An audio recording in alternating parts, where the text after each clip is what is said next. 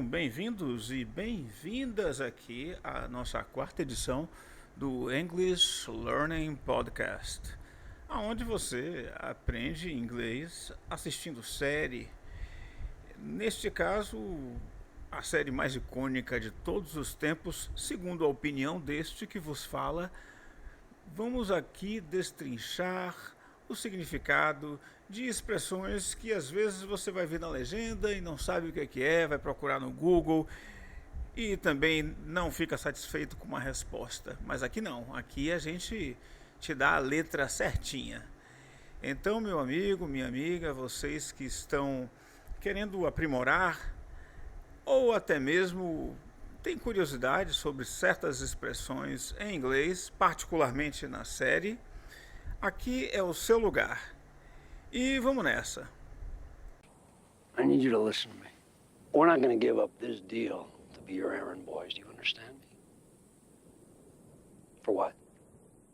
To watch a bunch of junkies get a better high? A better high? Vamos pausar aqui por um momento para estabelecer o que significa a better high.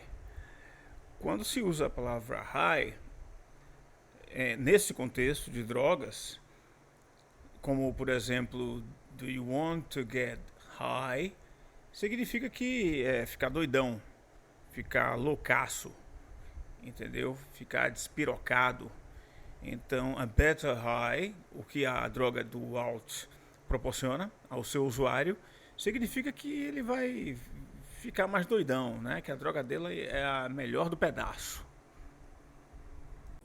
Means customers pay more. A higher purity means a greater yield. Pois é, e aqui o que é que ele fala, né? A higher purity means a greater yield. A palavra yield, que está ali em caixa alta, neste contexto, e lembre-se, língua, né, idioma, aprender o idioma é sobre contexto. E o contexto de yield aqui é retorno financeiro. Esta palavra yield, ela pode significar coisas diferentes a depender do contexto. E isso acontece com muitas palavras no inglês. Então, a greater yield é um melhor retorno. No caso, retorno financeiro dos viciadinhos em metanfetamina. That's $130 million of profit that isn't being pissed away. O que me motivou a criar esse canal é que eu vejo às vezes muitas legendas de filmes parece que são feitas por inteligência, aliás, não inteligência artificial, por uma burrice artificial. Porque muitas vezes termos como esses são muito mal interpretados, mal traduzidos para o nosso idioma. E aqui, o que é que significa pissed away? Se você for fazer uma tradução literal, ela não vai fazer sentido. É mijado embora? Mijado longe? Não, né? Você não faria isso. O que ele quer dizer quando ele fala there's a $130 million of profit that isn't being pissed away, significa que pissed away aí significa desperdiçar o dinheiro de maneira irresponsável, tipo gastar à toa, torrar ou jogar no lixo. O que o Walter ele quer dizer aí que tem uma quantia enorme de dinheiro sendo gerada e ela não está sendo desperdiçada. É exatamente isso aí. By some substandard cook. Now you listen to me. You've got the greatest meth cook in America. No, the two greatest meth cooks in America right here. And with our skills, you'll earn more from that 35% than you ever would on your own. Nesta passagem temos aí o verbo to earn, que é o mesmo que to make money. É a forma mais correta de se falar, né? Que você vai ganhar dinheiro. Vamos dizer assim, que é a forma gramaticalmente mais legalzinha de se usar. Mas estamos agora aqui focados no termo on your own. On your own é sozinho, é por conta própria. Se você ouvir esse termo you are on your own, significa que você está lascado, você está sozinho lá. Yeah. So you say. Just wondering why we're so lucky. Why cut us in? Mike is retiring from our crew. Retiring from our crew. Muito cuidado com a palavra retiring. Retiring não quer dizer retirando, mas meio que quer. Porque o que quer dizer to retire? Quer dizer se aposentar. Ou seja, ele está se aposentando de nossa equipe, de nosso time. A palavra crew aqui está mais para equipe, pequeno time. E retire, nunca confunda com retirar, porque é um falso cognato. Falaremos mais sobre falsos cognatos mais para frente, ou a depender do tempo que você está assistindo esse vídeo, dá uma olhada aí na nossa lista sobre procure falsos cognatos. E é isso aí, vamos continuar aqui. So his share of the partnership is available if you can handle his end. Agora aqui, essa é uma expressão que pode confundir muito, principalmente os estudantes que estão nos seus primeiros passos e talvez até alguns um pouco mais experientes que não tiveram a oportunidade de estudar ou de ouvir essa expressão antes. If you can handle his end. O que é que significa aqui handle? Handle já aprendemos, que significa gerenciar, significa lidar com.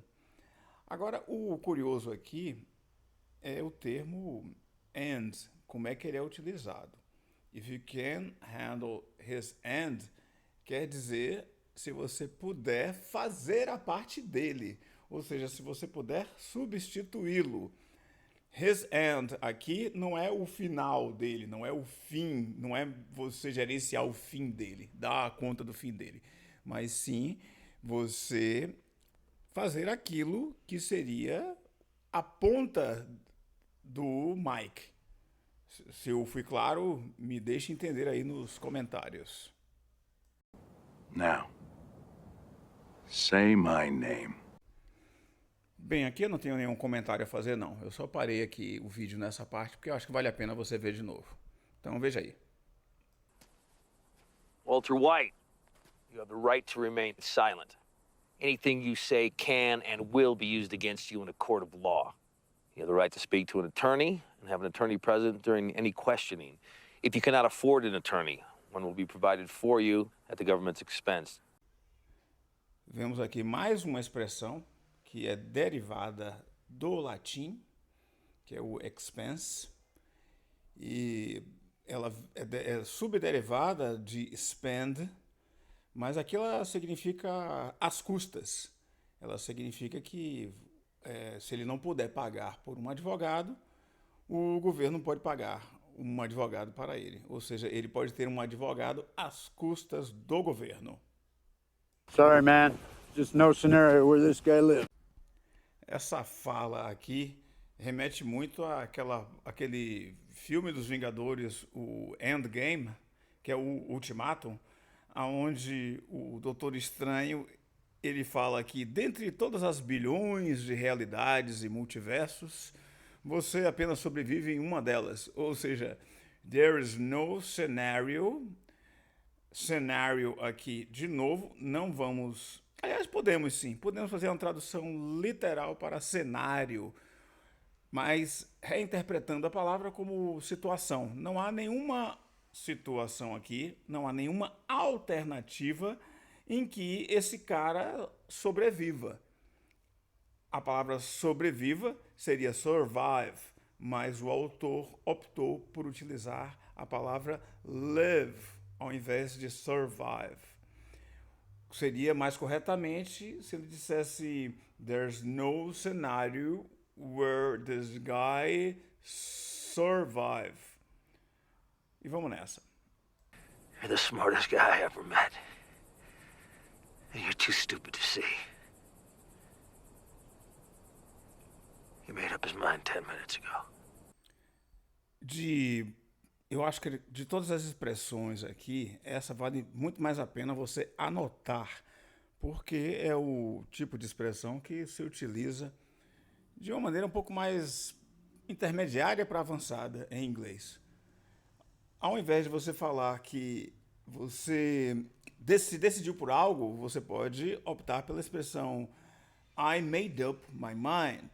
E aqui no caso, no nosso exemplo, onde o policial fala he's made up his mind 10 minutes ago, é exatamente isso que ele quer dizer, que o bandidão lá, ele já se decidiu o que fazer há 10 minutos. Ou seja, ele vai levar a bala de qualquer jeito, então ele não vai implorar. E com isso finalizamos a edição de mais este vídeo aqui, onde tem esse formato livre, com edição mínima, porque queremos cobrir uma variedade muito grande de assuntos. E é isso aí, você pode nos prestigiar com o seu comentário, com a sua crítica. A crítica pode ser positiva, pode não ser, você pode falar o que é que não está legal, porque a gente está só começando e lapidando o formato. Mas, de qualquer maneira, tenha em mente de que nós teremos um formato aqui bem natural, sem muita edição. Eu vou gaguejar, eu vou talvez falar bobagem, mas toda vez que eu falar bobagem e der tempo, eu corrijo. E se não der tempo, você me corrige aí embaixo. Porém, tenho aqui a confiança de que, através de séries, através de interesse pela cultura pop, você pode sim melhorar muito o seu nível de inglês. E quem sabe até chegar a tão almejada fluência. Isso só vai depender de você. Então vamos nessa. Muito obrigado pela sua audiência e até o próximo vídeo.